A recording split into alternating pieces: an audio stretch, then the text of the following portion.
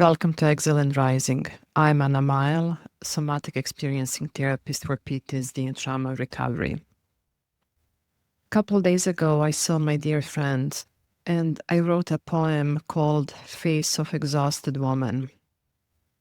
I will read the piece first, and then we will move to somatic trauma teaching.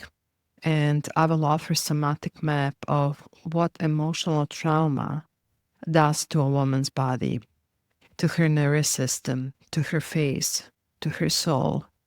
So I'll read first, then we'll go deeper into the body, the pain, and the somatic map. Let's begin. Face of exhausted woman. I saw you, my dear friend, and I wanted to weep when I saw your beautiful face disappear. You aged 20 years in a single year, and your face spoke the pain to me as your words drifted to something else. You looked exhausted, not old in a good, aged way, but old from turmoil and anguish caused by your man. You spoke of trivial things as I watched your eyes without their spark. You named some plans as I searched for your killed exuberance. I noticed the haunted look of despair when you glanced at me, hoping I would tell you that your man will turn around, that all is shadow and light, and true love never dies. But I cannot lie or add to the lost count of endless insults to your dying heart. I observed your soul resigned because of that dangerous hope of yours for his never coming love. I could only weep and compress my rage, shaking, afraid you would not awaken to what he cut out of you. You look so old and lifeless, my friend. Is that the price of having a man? Exhausted to live, exhausted to even receive the hope that you might be his one day. Is being loved by a man so crucial in your life? I wish you could borrow my eyes and see your exhausted face. You would weep and be enraged, but I would hold you back, my dear friend. I would hold you back. If you could just remove your gaze from him and see what face he carved on you. No love can carve the face of exhaustion and insidious death. My dear, beautiful friend. So let's just pause and let that land. Let that land for you. Let that land. If this is your life, if this was your history, or right now you know someone who is going through this, just take a moment and place one hand on your heart and be gentle with yourself. Let's go to the teaching. This poem and this episode is for the woman whose light disappeared while she waited to be loved, to be seen, to be validated, to be acknowledged, to be appreciated. This episode is also for all of you for watching your friends disappearing while waiting for the love, and for everyone who knows no love should carve the face of exhaustion and dying. That's not love. That's not love.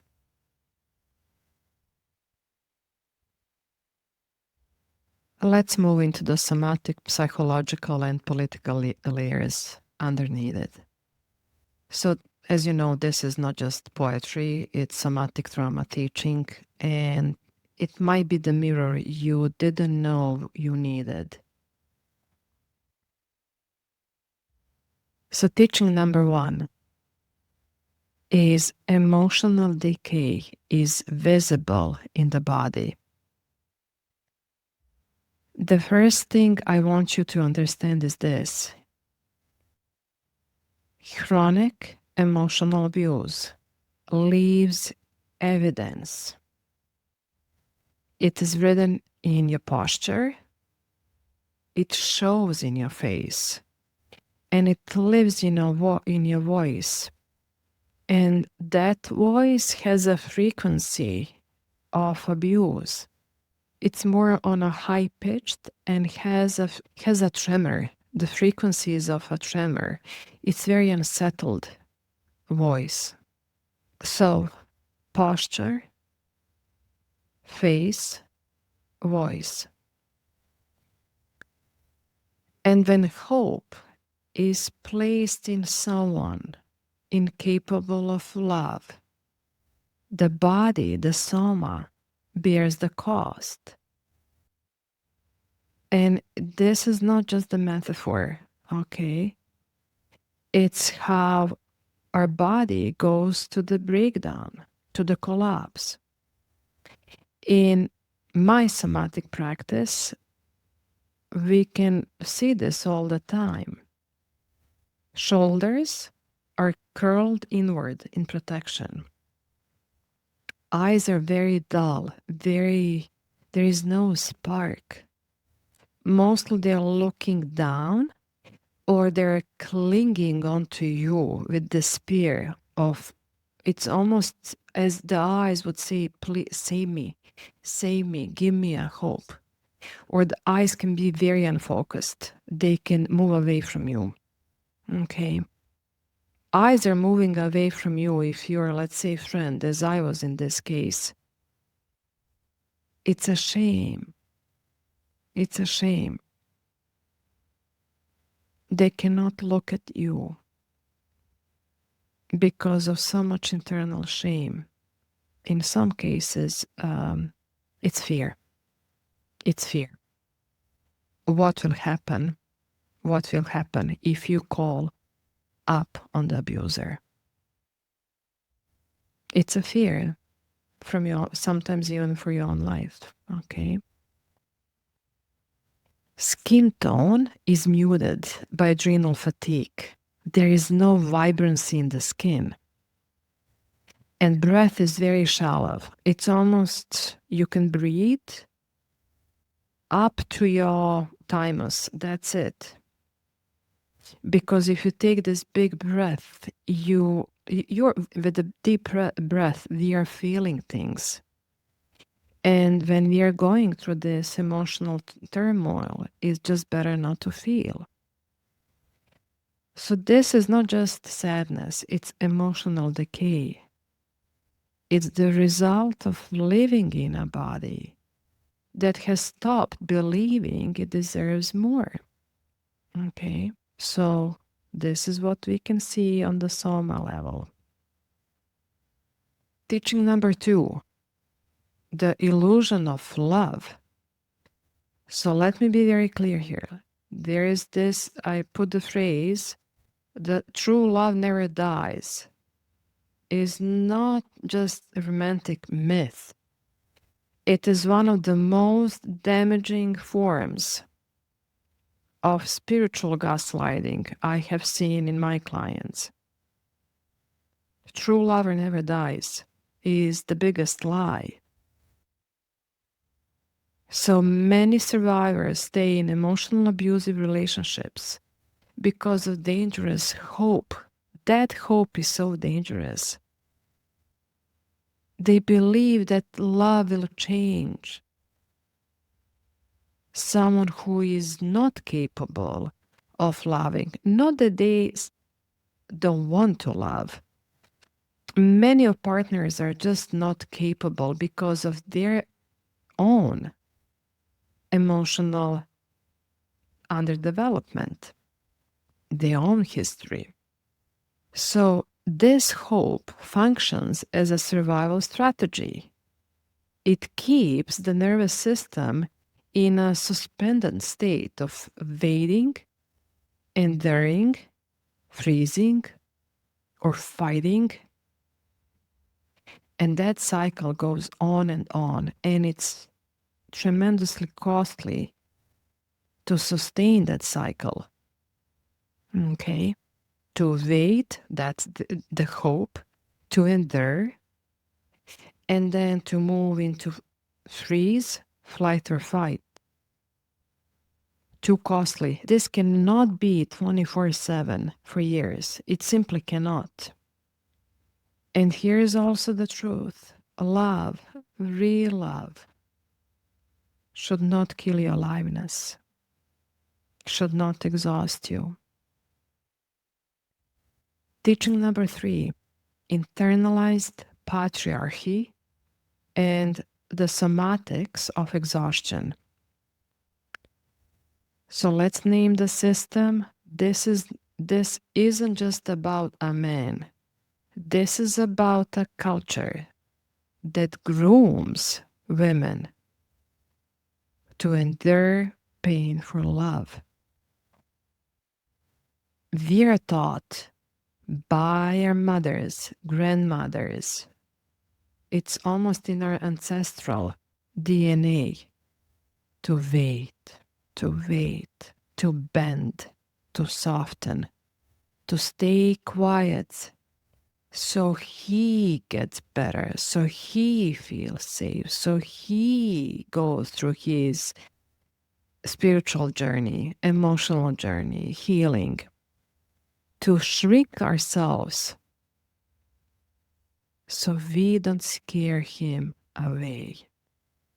And then, on top of that, we are taught that this is feminine energy. Think about this. Who was teaching us that? That this is feminine energy? That's not feminine energy at all. So can we just dismantle this myth? Actually, this is the most toxic thing done for a feminine life and existence. What I see as a somatic therapist is female exhaustion on a cellular level. And how this exhibits is hormonal disbalance, IBS, fibromyalgia, diabetes, being overweight, depression, loss of creativity, loss of happiness.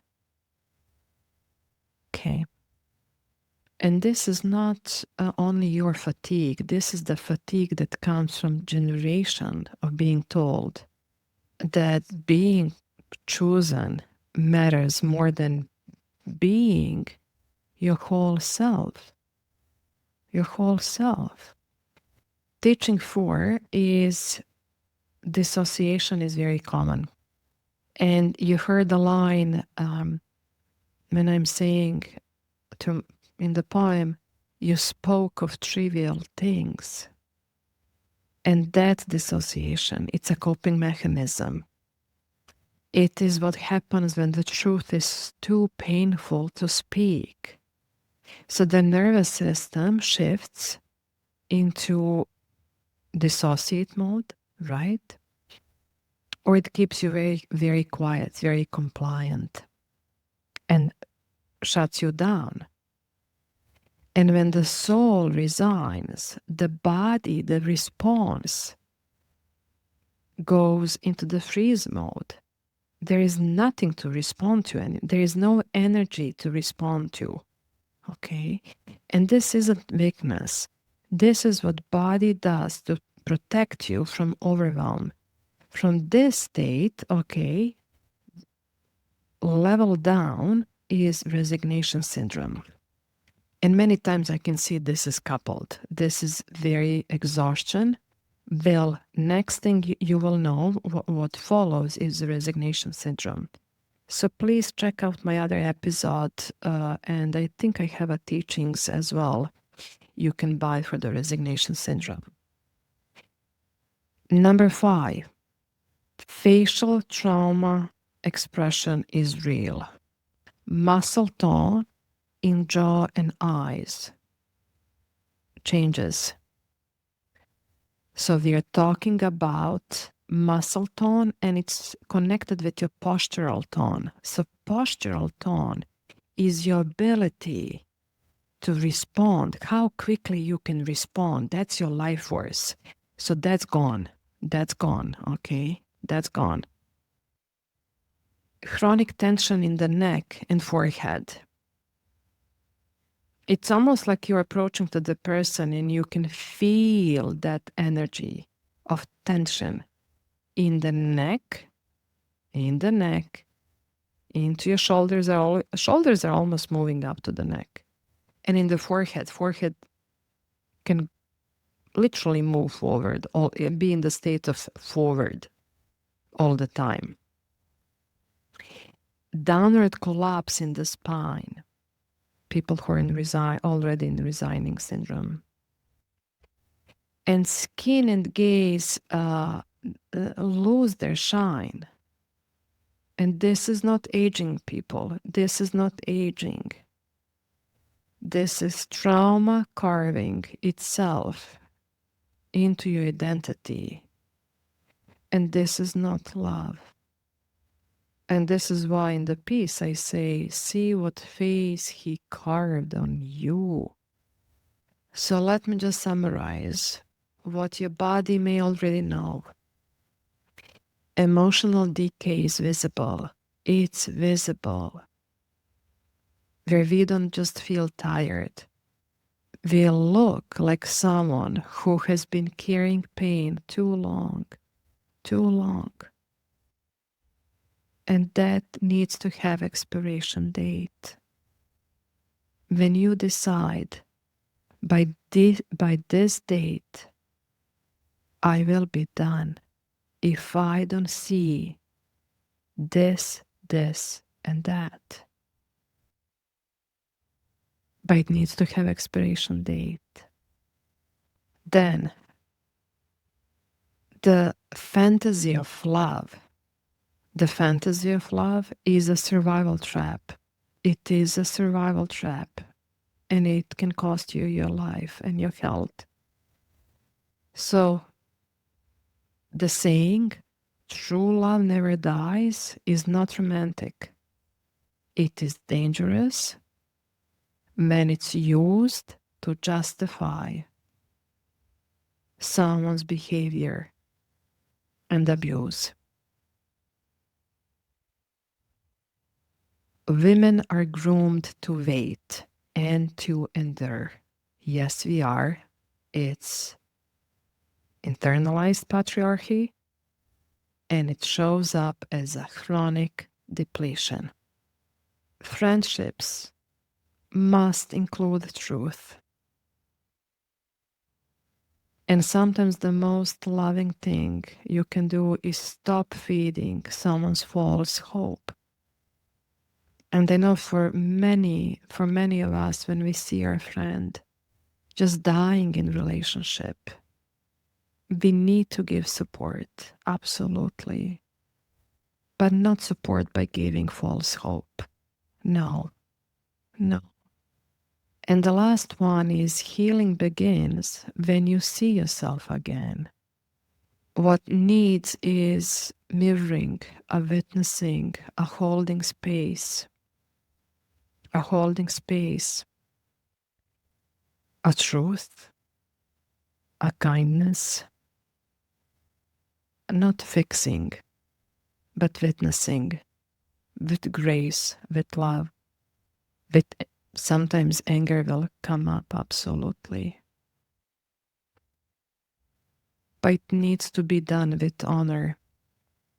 So if you recognize yourself in this, I want you to invite you to go deeper. You can get my teachings, how to come back to yourself, how to start restoring your well-being. When love makes you disappear, the teaching is open now, the pre-sale. It's somatic teachings, where we will explore how to build this self-worth, not as a woman waiting to be loved, but as a woman remembering who she is on a somatic level, on body level, okay? So please check the links below. Very distilled, very concise. You don't need 500 lessons. Absolutely not. It's experiential work. So please check the links below. And as always, reflect, reflect. Be gentle with yourself. This is our life. It's our journey.